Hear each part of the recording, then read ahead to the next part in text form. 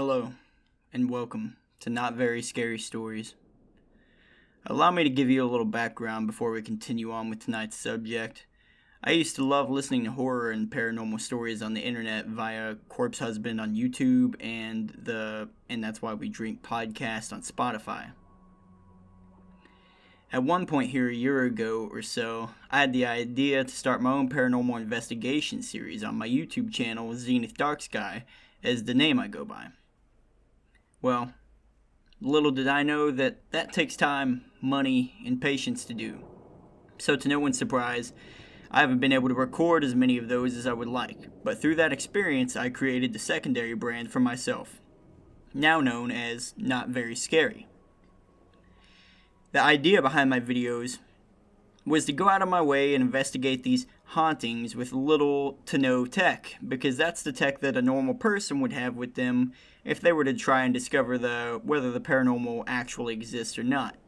So the videos were low budget because they had to be.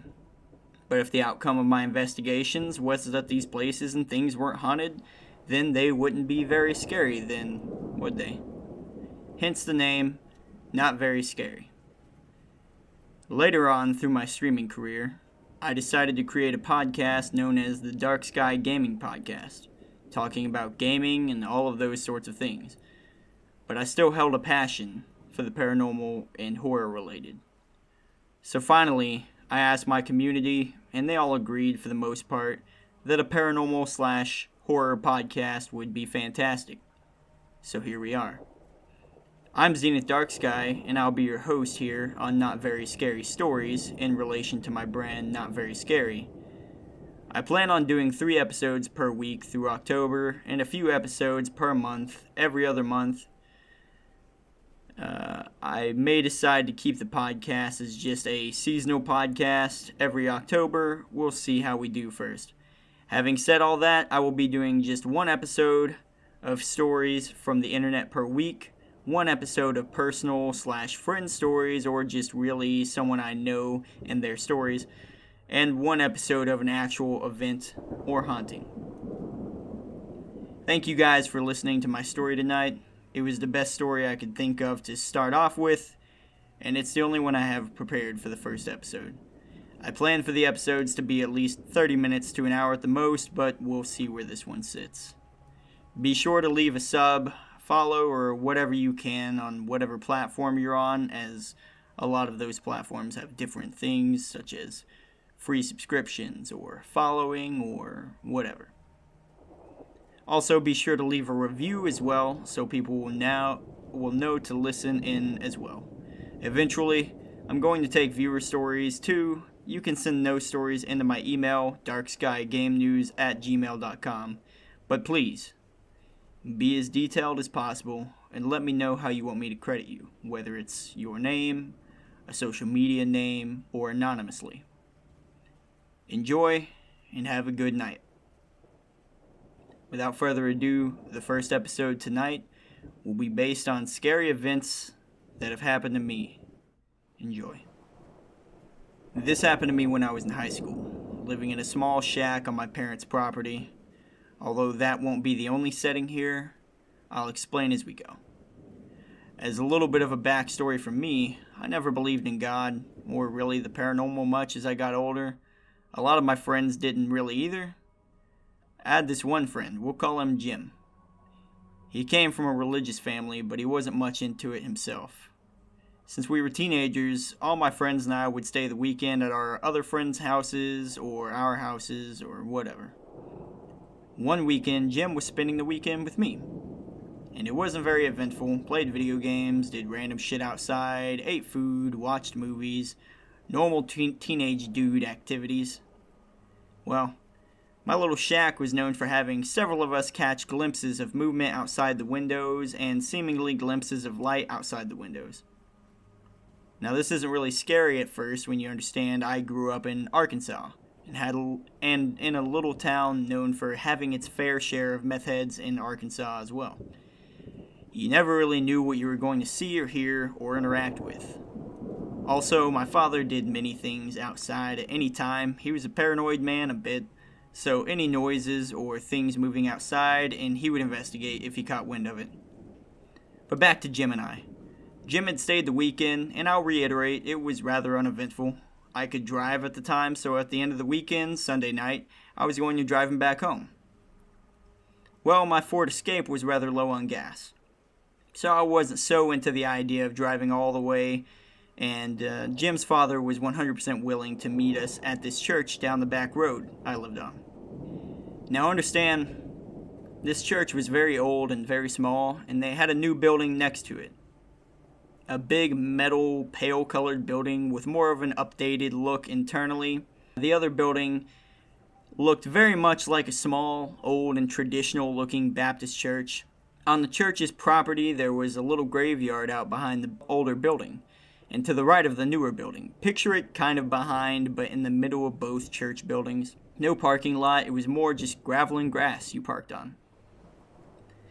That's where Jim and I decided we'd park this night to meet Jim's father to pick him up. Well, we pull in, and I don't need to tell you that sitting between these buildings in the dark of night was not an enjoyable experience, but we were in the car talking shit with each other, so that lightened the mood a little bit. But as you could have guessed, we started both vocalizing the fact that we were creeped out, which in all honesty made it creepier. We started acknowledging that neither one of us wanted to look outside the windows, so we didn't. We just looked at each other, the radio, or what was in front of us in the car. Jim made an effort to call his dad and see where he was a few times, but to no avail. Then he noticed something. He got my attention and said, "Dude, I think there's some figure standing out behind one of those graves." "Don't tell me that, man. I already hate it here, but where? I don't see anything," I replied to Jim. "Right there." And as he pointed in the distance to a grave near the edge of the woods behind the graveyard, there it was. A dark figure that I could make out a few details on, but not much. Just lingering behind a tall headstone. Just as I made it out, I finally said, "Dude, fuck that. I'm driving you all the way home. If I run out of gas or can't make it home, I'll just stay with you tonight." I pull out and drive about 30 seconds when finally Jim's father comes down the road. We stop in the middle of the road, and I allow my friend to get out and get in his father's van. They turn around and drive off, and I turn back and speed past the church, hoping not to see anything. I don't even look. Fast forward to when I get home. I eat, shower, watch TV, then go to bed. Now for the next several weeks, I remember every night around the same time, waking up and just feeling like something is standing next to my twin bed. Some nights, I'm turned around toward the wall, so I can't see anything, nor do I even want to take a look. I would just coax myself back to sleep. But sometimes, it would be when I was on my back, or even worse, facing the room. I can distinctly remember seeing a tall, dark figure next to my bed several times out of the corner of my eye, in the middle of the night, just lingering. During the weeks that this is happening to me, a few things happen. I still invite my friends over to stay the weekend, or I go to their houses. I sleep better at theirs, for sure. Not long after the initial event with Jim, he asks me at school if anything weird has been happening. So, I tell him, "Not really, man. I feel like someone's watching me when I sleep, and sometimes I think I see shit, but that just happens in my house anyways, so why?" Jim tells me that he hasn't been getting much sleep, and that he told his father about what happened that night. Sometimes he even swears there's someone outside his window that he sleeps next to with the blinds usually pulled down. After several nights of this and some extra things happened to him that I can't quite remember the details of at this point, his father got someone to perform an exorcism. His father believed we had attracted or even gotten a demon attached to one or both of us, if that's even possible. In awe, I just say, "Wow, holy shit, dude, that's fucking crazy. Is that all better now?" "Yeah, man, I've been sleeping a lot better." Fast forward to another night where I wake up facing the room instead of the wall. Most of the nights this happens, I usually just keep my eyes closed out of the fear that something will happen or I will see something I don't want to in my own little shack. Not this night. I don't know why, but instead, I open my eyes. More of a squint, really, but it doesn't matter. I see it using the TV's light coming from behind it. being the only light in the room illuminating the darkness. Standing beside my bed is a tall, dark, almost slimy-looking creature. There's a definite shine, and it looks like one large mass made of several snakes coiling and slithering around each other. I know that sounds far-fetched, but that's what I remember best being able to compare it to. Think to yourself, a creature made out of a bunch of wire, but the wire is slippery? It wasn't, to my knowledge, made of a bunch of snakes, but that's the only thing I know to compare it to. Now, as I'm stressed, water in my eyes, trying to look up out of the corner of my eyes while keeping my eyes squinted, I see a long head that comes to more of a point in the back, peering down at me from what I can tell. Then, I fell back to sleep. Now, I don't recall if I quite fell back to sleep or passed out from the fear, but all I know is that I was asleep once more and I was happy to be asleep. I woke up remembering it again vividly, but my room was now fine again, illuminated from the early morning sun beginning to rise through my clouds outside my window. My TV had gone off due to power saving, I hope. I continued to live my day-to-day life as if nothing was wrong. I don't quite understand how I kept that up, but most of the time I was just, calm when I'd wake up every night, as if I wasn't threatened, just alert to something watching me. I almost felt as if it was watching me to protect me, not hurt me. Now, after that night, friends and I continued to see things once in a while outside of my shack window, storm door, or the window in the actual door when it was closed along with the storm door, as it had a window in it as well. Nothing really of note happened, though, until finally one night. It was a Friday night, and I had another friend over, and we'll call him Steven. We had fallen asleep, him on my sectional couch in the shack, about a foot away from my twin bed, and of course me in my bed. And with the storm door closed, but not the other door, so you could see outside through the storm door, if you follow. Basically, the storm door had two big windows, and there was a bigger metal door on the inside that had one window in it. The metal door was open, the storm door was closed and locked. I woke again to no one's surprise, but the lights were on. I assumed it was my friend and he had woken up and snacked and maybe played a game or something, and so I started to turn over against the wall, not opening my eyes, until I did open my eyes. And noticed my friend balled up on the corner of the couch against the wall next to me. He was crying from what I could tell.